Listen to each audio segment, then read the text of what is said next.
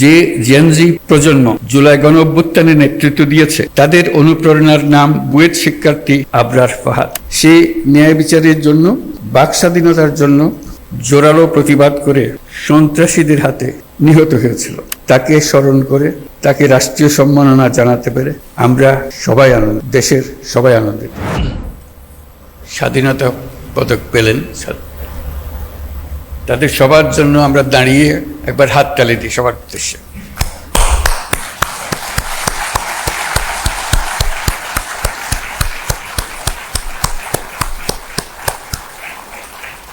ধন্যবাদ। আজকে অনুষ্ঠানে আমাদেরকে মনে করিয়ে দেওয়া হয়েছে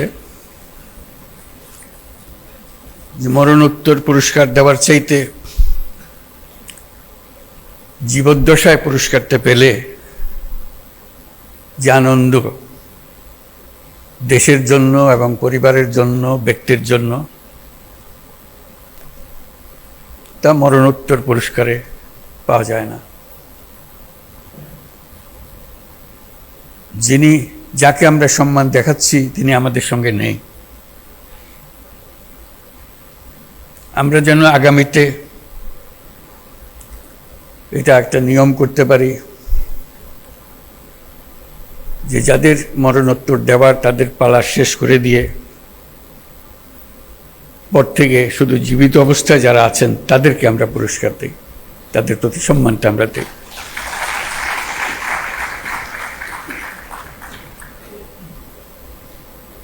তারা আমাদের জাতিকে এক মহান উচ্চতায় নিয়ে গেছে। পুরস্কার দিয়ে আমরা শুধু তাদেরকে সম্মানিত করছি না, আমরা বরং জাতি হিসেবে নিজেদের সম্মান তাদের মাধ্যমে পাচ্ছি। তারা প্রত্যেকেই আন্তর্জাতিক ক্ষেত্রে বহুল পরিচিত। তারা সারা জাতির জন্য অনেক কিছু দিয়ে গেছেন। তাদের কথা, তাদের জীবদ্দশায় আমরা স্মরণ করতে না পারলে আমরা একটা অকৃতজ্ঞ জাতি হিসেবে চিহ্নিত হয়ে যাব। আমরা চাই যাদেরকে আমরা এই সম্মান দিতে চাই যথাসময়ে সেটা যেন আমরা দেই। উপস্থিত সুধীবৃন্দ, সবাইকে আমার শুভেচ্ছা এবং সালাম জানাচ্ছি। আসসালামু আলাইকুম। আজ 25শে মার্চ,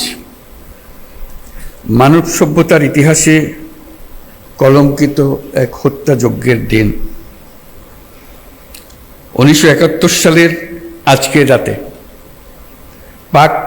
পাক হানাদার বাহিনী নিরস্ত্র ঘুমন্ত বাঙালির উপর নির্মমভাবে গুলি চালিয়ে হাজারো মানুষকে হত্যা করে। 25শে মার্চ থেকেই এই দেশের মানুষ সশস্ত্র প্রতিবাদে জেগে উঠেছিল। 9 মাসের যুদ্ধের মধ্য দিয়ে স্বাধীন হয় বাংলাদেশ। আজকের দিনে গভীর শ্রদ্ধার সঙ্গে স্মরণ করছি স্বাধীনতা যুদ্ধে সকল বীর শহীদ ও মুক্তিযোদ্ধাদের। 1971 সালে স্বাধীনতা যুদ্ধের উদ্দেশ্য ছিল একটি ন্যায়ভিত্তিক সমাজ প্রতিষ্ঠা করা, যেখানে আইনের শাসন থাকবে, মানুষের মৌলিক মানবাধিকার নিশ্চিত হবে এবং একটা বৈষম্যহীন সমাজ প্রতিষ্ঠিত হবে। কিন্তু স্বাধীন বাংলাদেশে এখনো ন্যায়ভিত্তিক সমাজ প্রতিষ্ঠা করা যায়নি। দীর্ঘদিন ধরে এই দেশের মানুষকে তাদের ভোটাধিকার থেকে বঞ্চিত করা হয়েছে। দুর্নীতি, লুটপাট ও খুনের রাজত্ব চালিয়ে দেশে একটি ফ্যাসিবাদী সরকার ব্যবস্থা কায়েম করা হয়েছে। আজকের দিনে আমি শ্রদ্ধার সঙ্গে স্মরণ করছি জুলাই গণ অভ্যুত্থানের শহীদ ও আহতদের। তাদের আত্মত্যাগের কারণে আমরা একটা নতুন বাংলাদেশ গড়ার স্বপ্ন দেখার সুযোগ পেয়েছি। এই সুযোগ আমরা কোনো ক্রমেই বৃথা হতে দেব না। সুধীবৃন্দ, কৃতিত্বপূর্ণ অবদানের জন্য এই বছর অন্তর্বর্তী সরকার 6 জন বিশিষ্ট নাগরিককে মরণোত্তর স্বাধীনতা পুরস্কারে ভূষিত করেছে। তারা সবাই বাংলার সূর্য সন্তান। অধ্যাপক জামাল নজরুল ইসলাম একজন বিশ্ববরেণ্য বিজ্ঞানী। পৃথিবীর নামকরা সব বিজ্ঞানীরা তাকে চেনেন।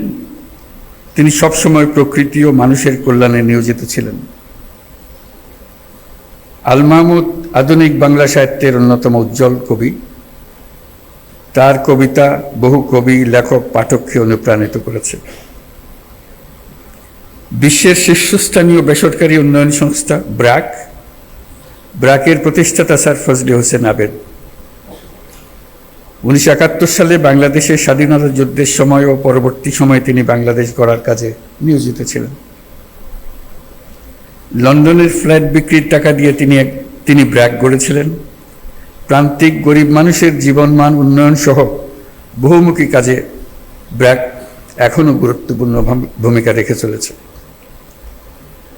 লেখক ও বুদ্ধিজীবী বদরুদ্দিন ওমরকে রাষ্ট্রীয় সম্মাননা জানাতে পেরে আমরা আনন্দিত ও সম্মানিত। তার সম্মাননা স্মারক আমাদের পরের প্রজন্মের জন্য অনুপ্রেরণা হিসেবে জাতীয় জাদুঘরে সংরক্ষিত থাকবে। বাংলার সঙ্গীত ও আর্টের 2 উজ্জ্বল নক্ষত্র আজম খান ও নবের আহমদ। পূর্ব বাংলায় নবেরার হাতেই প্রথম ভাস্কর্যের উদ্বোধন হয়। তিনি আধুনিক ভাস্কর্যের পথিকৃৎ। আর বাংলা পপ গানের সম্রাট আজম খান মহান মুক্তিযুদ্ধে গান গেয়ে এদেশের তরুণদের অনুপ্রেরণা জুগিয়েছেন। তিনি সমাজের বঞ্চিত মানুষের জন্য গান করেছেন। আজম খান এদেশের হাজারো তরুণ সঙ্গীত শিল্পীর আইকন।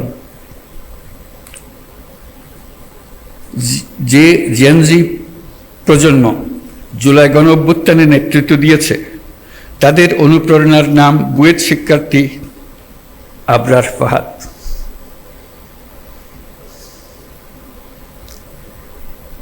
সে ন্যায় বিচারের জন্য, বাক স্বাধীনতার জন্য জোরালো প্রতিবাদ করে সন্ত্রাসীদের হাতে নিহত হয়েছিল। তাকে স্মরণ করে, তাকে রাষ্ট্রীয় সম্মাননা জানাতে পেরে জাতি গর্বিত। যারা আজ এই সম্মাননা পেলেন তারা জীবদ্দশায় এই প্রাপ্তি দেখে যেতে পারেননি। এটা অত্যন্ত বেদনাদায়ক। আজকের দিনে তাদের অবদানকে আমরা কৃতজ্ঞতার সঙ্গে স্মরণ করছি। স্বাধীনতা পদক প্রাপ্তদের স্বজন যারা আজ এখানে উপস্থিত আছেন, তাদের প্রতি আমার শুভেচ্ছা ও সহমর্মিতা জানাচ্ছি। জাতীয় জীবনের বিভিন্ন ক্ষেত্রে অনন্য অবদানের স্বীকৃতি হিসেবে আজ আপনাদের স্বজনরা সর্বোচ্চ রাষ্ট্রীয় পুরস্কার পেয়েছেন। দেরিতে হলেও তাদেরকে এই স্বীকৃতি ও সম্মান প্রদান করতে পেরে আমরা সবাই আনন্দিত, দেশের সবাই আনন্দিত। তাদের কাজ যুগ যুগ ধরে প্রজন্ম থেকে প্রজন্মে তরুণদের মধ্যে অনুপ্রেরণা ছড়িয়ে দেবে। আজকে উপস্থিত থাকার জন্য আপনাদের সবাইকে ধন্যবাদ। আবারও সকলকে মহান স্বাধীনতা দিবসের শুভেচ্ছা জানিয়ে বক্তব্য শেষ করছি। আল্লাহ হাফেজ।